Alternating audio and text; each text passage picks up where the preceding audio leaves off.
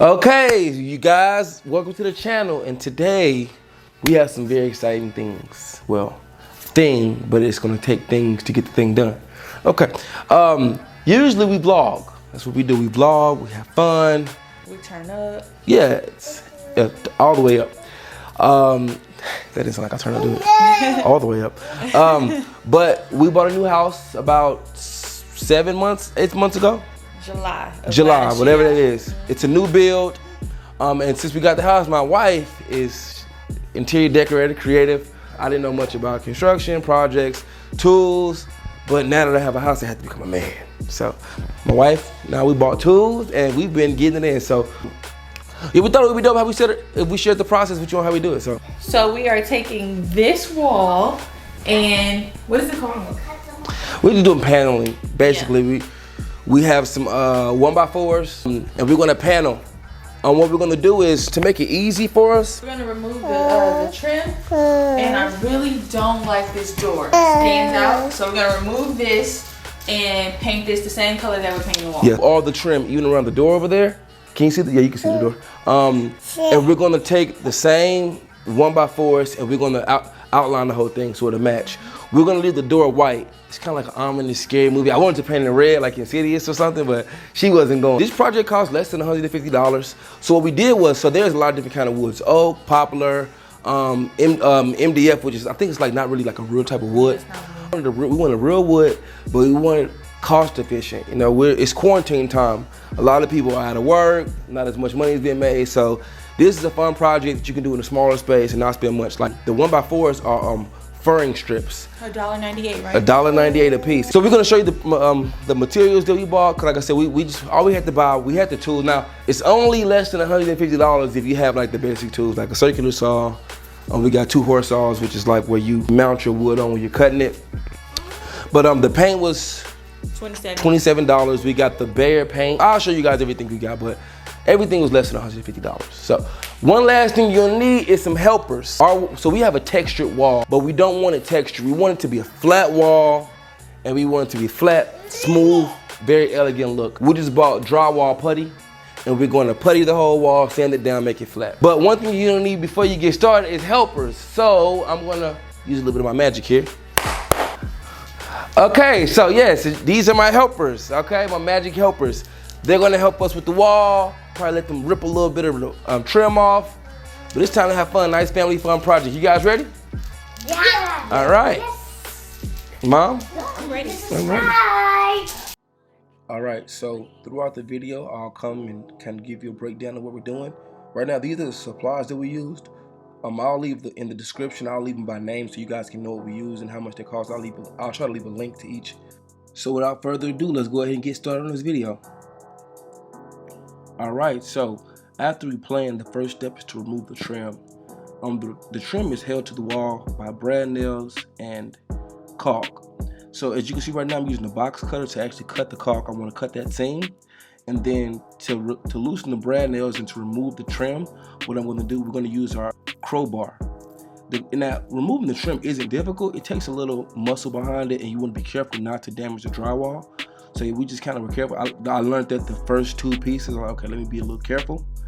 But overall, it's not too bad. You just have to be kind of strategic. Then after that, we want to go through and remove all the extra caulk. And some of those brad nails are stuck inside the stud. Like, you won't be able to remove some. So we just took a hammer and just nailed them as deep into the drywall as we could to make it a flat, even surface.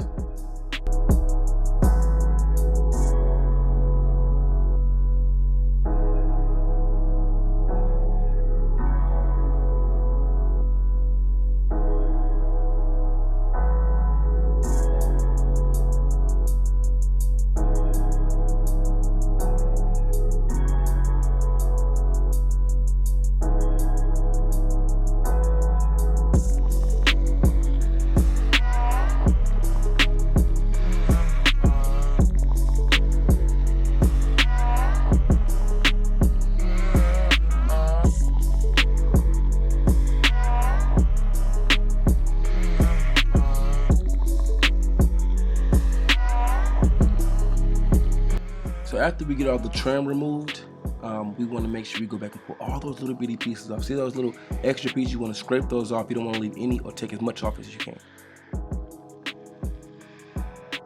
Alright, so we have a texture wall. We have texture walls throughout our house. But for this wall, we wanted a nice smooth look, or a smoothish look. So what we did was we bought joint compound, also known as like sheetrock putty or mud. And we just kind of put it all over the wall. Then after we put it on the wall, we let it dry for 24 hours. Then after that, we came back and we sanded it down to get a nice smooth look. I think we used 150 grit sandpaper, and we have an electric sander, so that's kind of how we did that. But yeah, we just took the whole wall to give it a nice smooth look, so we don't have that texture or as much texture on this wall.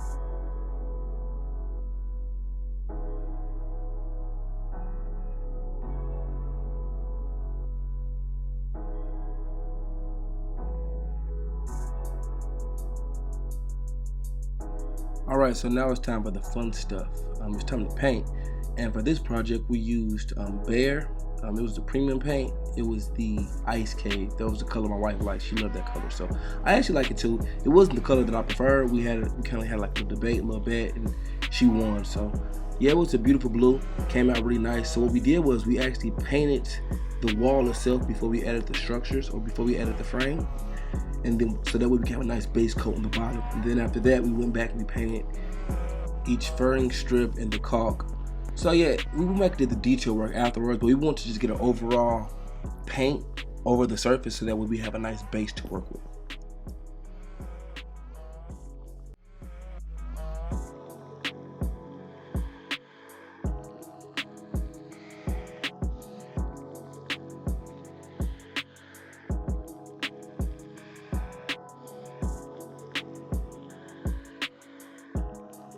Alright, so after we got the paint, we want to lay the first strip. We started with the baseboard because everything was kind of going to ride on making sure that baseboard was even. If the base wasn't even, then the project wouldn't be even. So we leveled it, make sure it's even, and we started that off, and then we just cut everything down to fit from there. Perfect.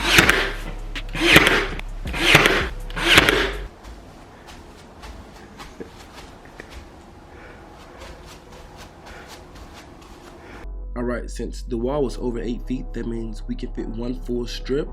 And then for the second strip on the baseboard, we have to measure from where the first strip ended to where the door was. So that way, once we got those dimensions, we were able to cut down to fit, or we were able to cut it down to fit to size.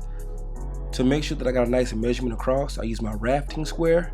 Then I use a circular saw to make sure that cut was nice and precise.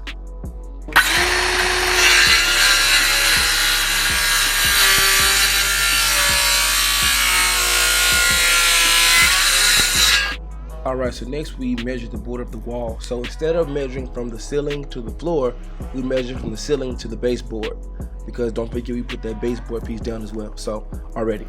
So then we put the adhesive on the liquid nail for extra support. We've already found the studs. So now next I want to make sure that it's level on the wall.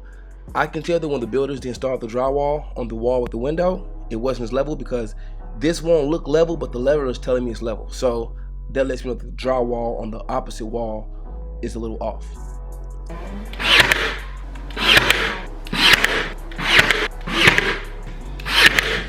Same process for the top as below the baseboard. I'm going to use my lovely wife to help me because obviously the way gravity works, it falls down, so objects fall down. So I'm going to have her help me hold it up while I level to make sure that it's nice and straight.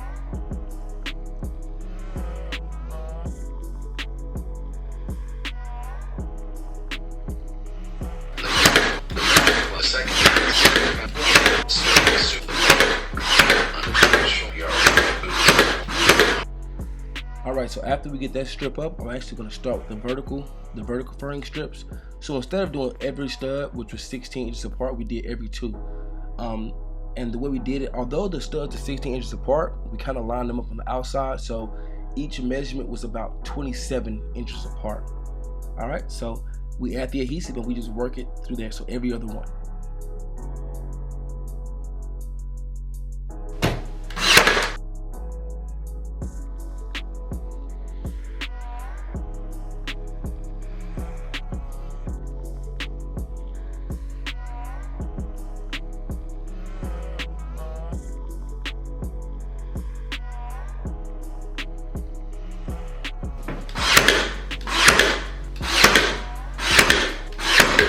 Alright, so I actually forgot to record the door. But what we did was we basically took the frame strips and on the corners we made 45-degree cuts so that way it gave it a nice even fit.